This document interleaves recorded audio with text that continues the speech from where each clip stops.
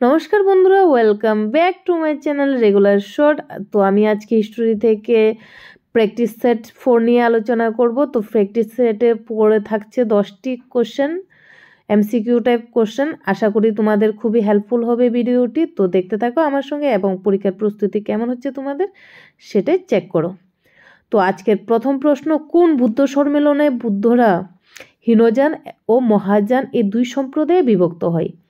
ক প্রথম, খ দ্বিতীয়, গ তৃতীয়, নাকি ঘ চতুর্থ? তো এটার আনসার হয়ে যাবে চতুর্থ। আজকে দ্বিতীয় নাম্বার প্রশ্ন, চৈত্যকারী বলা হয় কোন সম্রাটকে? চৈত্যকারী বলা হয় কোন সম্রাটকে? ক প্রথম নরসিংহবর্মন, নাকি খ দ্বিতীয় নরসিংহবর্মন, নাকি ঘ প্রথম মহেন্দ্রবর্মন, নাকি ঘ কোনোটিই নয়? তো এটার আনসার হয়ে যাবে গ প্রথম মহেন্দ্রবর্মন।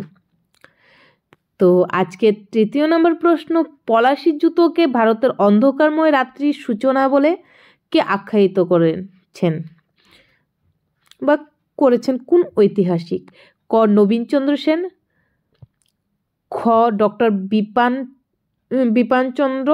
বিপিনচন্দ্র, নাকি গ ব্রিজেন গুপ্ত, নাকি ঘ ঐতিহাসিক হিল? তো এটার আনসার হয়ে যাবে ক নবীনচন্দ্র সেন। 4 নম্বর প্রশ্ন, সাধারণ ব্রাহ্ম সমাজের প্রতিষ্ঠার সঙ্গে যুক্ত নন কে? সাধারণ ব্রাহ্ম সমাজের প্রতিষ্ঠার সঙ্গে যুক্ত ছিলেন না কে, সে কথাই এখানে জানতে চাওয়া হয়েছে। তো ক রামকুমার বিদ্যারত্ন, খ শিবনাথ শাস্ত্রী, গ আনন্দমোহন বসু, ঘ দুর্গামোহন দাস।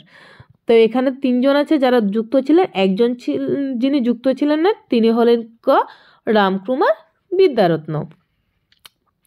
আজকের 5 নম্বর কোশ্চেন, গান্ধীজি কোন আইন অমান্য আন্দোলন প্রত্যাহার করেছিলেন? গান্ধীজি কেন আইন অমান্য আন্দোলন প্রত্যাহার করেছিলেন? ক সরকারের নিষ্ঠুর দমননীতির জন্য, ঘ অধিকাংশ মুসলিম এই আন্দোলনে যোগদান করেনি তাই, নাকি গ কংগ্রেস সংগঠনের উপর কংগ্রেস নেতৃত্ববৃন্দের প্রভাবতে শিথিল হয়ে পড়েছিল, নাকি ঘ উপরে সবগুলি ঠিক? তো আনসার হয়ে যাবে ঘ সবগুলি ঠিক, কারণ সবগুলি কারণেই প্রত্যাহার করেছিলেন আইন অমান্য আন্দোলন মহাত্মা গান্ধী। তো আজকে 6 নম্বর প্রশ্ন, কাকে হিন্দুস্তানের তোতা পাখি বলা হয়? কবির, তানসেন, আমির খুসরো, বদাউনি। এখানে কোশ্চেনের যে এমসিকিউর ইয়েগুলি নাম্বারগুলি হয়নি, তো এটা তোমরা বুঝে নেবে আশা করি। তো এই প্রশ্নটা তোমাদের জন্য রাখছি, কাকে হিন্দুস্তানের তোতা পাখি বলা হয়। আশা করি তোমরা কমেন্টের মাধ্যমে সবাই উত্তরটা জানিয়ে দেবে, আর এটা খুবই গুরুত্বপূর্ণ একটা প্রশ্ন। 7 নাম্বার, হিস্ট্রি অফ ইন্ডিয়া বইটি কার লেখা? তো হিস্ট্রি অফ ইন্ডিয়া বইটি কার লেখা? রুমিলা থাপার, রমেশচন্দ্র মজুমদার, হেমচন্দ্র রায়চৌধুরী, নাকি রাধা কুমুদ মুখোপাধ্যায়? তো এটার আনসার হয়ে যাবে রুমিলা থাপার। খুবই ইম্পর্টেন্ট এই কোশ্চেনটা। 8 নাম্বার, আকবরনামা গ্রন্থের রচয়িতা কে ছিলেন? এটাও আরেকটা উল্লেখযোগ্য প্রশ্ন। ক জাহাঙ্গীর, খ আবুল ফজল, গ ফৌজি, নাকি ঘ ভীষণ দাস? এটার আনসার হয়ে যাবে তোমাদের আবুল ফজল, মানে খ। তারপরে আজকে 9 নাম্বার প্রশ্ন, আজকে 9 নাম্বার প্রশ্ন, হুমায়ুন কথাটির অর্থ কি? সিংহ, ভাগ্যহীন, ভাগ্যবান, নাকি তলোয়ার? এটার হয়ে যাবে গ ভাগ্যবান। আজকে 10 নম্বর প্রশ্ন, কোন গুপ্ত সম্রাট মহেন্দ্রত্ব উপাধি গ্রহণ করেন?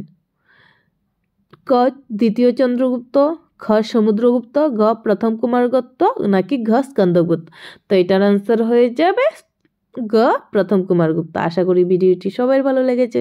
যদি ভিডিওটি তোমাদের ভালো লেগে থাকে তবে লাইক, শেয়ার, কমেন্ট অবশ্যই করবে, আর যদি চ্যানেলে নতুন হয়ে থাকে তো সাবস্ক্রাইব করতে ভুলবে না।